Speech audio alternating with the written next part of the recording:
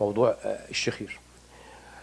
الشخير الحقيقه سواء ستات او رجاله بيسبب قلق قوي، يعني حتى لو من اول اي سن. يعني مثلا لو سن الطفل صغير الام بتلاحظ ان هو صوته عالي اثناء النوم، بتحس نفسه مش مرتاح.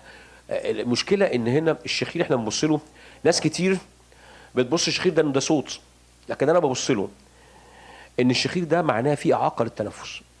يبقى احنا بنقول لو انا النفس عندي ماشي طبيعي، النفس ليس له صوت طبيعي، لو انا عندي الجهاز التنفسي العلوي الانف النفس ماشي فيه بصوره انسيابيه وبدون اي اعاقه، مش هتسمع له صوت. طب لو في مقاومه، كلما زادت المقاومه كلما زاد الصوت المنشأ عن التنفس. طيب في حالات بقى شديده جدا، العيان ده بالنسبه غالبا بتبقى موجوده في الكبار، بيقوم يصحى عشان ياخد نفسه، بيحصل توقف في النفس اثناء النوم، وده بينبه المخ، يدي اشاره ان يصحى ان ياخد نفسه. طبعا دي حالات شديده جدا ودي موجوده في الكبار غالبا، وبتبقى معاها حاجات تانية، بيبقى في انسداد في الانف، ممكن ساعات معاها تضخم في حاجه اسمها اللهاه في الحلق نفسها وترهل في سقف الحلق، فالعيان بتبقى طبعا ضيقه نفس جامده جدا، فالهواء مش قادر يمشي باي صيغه. في بعض حالات نادره جدا من اللوز، ساعات بتبقى اللوز متضخمه بدرجه كبيره جدا، فبتعمل اعاقه للتنفس كمان غير اعاقه البلع، فبالتالي الهواء ما يعرفش يخش ولا حتى من الانف ولا حتى من الحلق. اذا كانت اللوز عامله لي مشكله شخير زائد عن الحد ومشكله قويه جدا، طب ما لازم تتشال، لان هي اذا ثبت لي اعاقه للنفس للتنفس اذا في خطوره على العيان. في بعض انواع اللوز الشديده جدا اللي هي مضخمه جامد جدا اللي ممكن تعمل لي اعاقه للتنفس. طبعا بس هي موضوع اللوز الحقيقه ان تعمل اعاقه للتنفس بالصوره الرهيبه دي موجوده بس نادره جدا، يعني ما اقدرش اقول ان هي يعني ما تزيدش عن 1% مثلا بالكثير. لكن الاسباب القويه اللي هي انسداد في الانف ايا كان سببه، سواء لحميه متضخمه او زوائد لحميه متضخمه او غضاريف انف متضخمه جدا او حاجز انفي في عوجاج جامد جدا عامل انسداد في الناحيتين، او زي ما انا قلت ترهل في سقف الحلق، تضخم في اللهاه، اذا ده كله بيعمل اعاقه للنفس. حتى العيان لما يجي ينام الهواء مش عارف يمشي من اي طريق، فبياخد نفسه من بقه بالعافيه، فبيعمل صوت عالي كل شويه. طب المشكله ايه؟ لازم تتحل.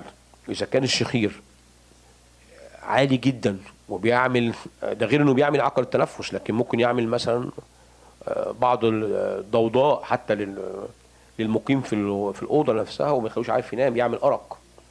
وزي ما قلت في بعض الحالات اللي هي النادره ان ممكن العيان يقوم يقعد عشان يعرف ياخد نفسه، طبعا دي بتعمل اجهاد جامد جدا للعيان، مش قادر يتنفس، بيقوم يقعد كل 10 دقائق ربع ساعه ياخد نفسه. يبقى هنا الشخير عمل ايه؟ توقف للتنفس فجائي، يبقى لازم يتصرف فيه. ان انت النهارده لا، انا ببص للشخير هنا ان النفس مش ماشي كويس، النفس مش مرتاح، وكل ما الصوت بيزيد كل ما القلق بيزيد، ان هنا المقاومه بتزيد والمقاومه اكتر. يبقى هنا الشخير المفروض تيك كير، اخلي بالي منه. طيب في اسباب تانية بتبقى مثلا اقل اهميه من الاسباب اللي انا قلتها، يعني مثلا المجهود الزائد، السمنه شويه ممكن تعمل شخير. يعني واحد عمل مجهود جامد جدا مجهد فعمل صوت شخير شويه في يوم، خلاص دي حاجه وقتيه وراحت خلاص مش مشكله. لكن انا بتكلم عن الشخير المستديم، وبتلاقي العيان مجهد جدا اللي هو زي ما انا شرحت من شويه، ممكن تلاقيه هو قاعد عايز ينام لانه مجهد ما خدش كفايته من النوم بسبب القلق اللي هو فيه وبسبب النفس اللي مش ماشي كويس. يبقى احنا لازم نهتم بهذا الموضوع، وكل سن ليه حاجات يعني ايه شائعه. يعني زي ما انا بتكلم في الاطفال الصغيره مثلا اللحميه شائعه، بنيجي للكبار في حاجه اسمها زوائد لحميه غير لحميه الاطفال، بتبقى اللحميه زوائد كده ماليه الانف كلها، دي مشهوره جدا في الكبار، او في غضاريف انف، او في اي سبب الانسداد في الكبير.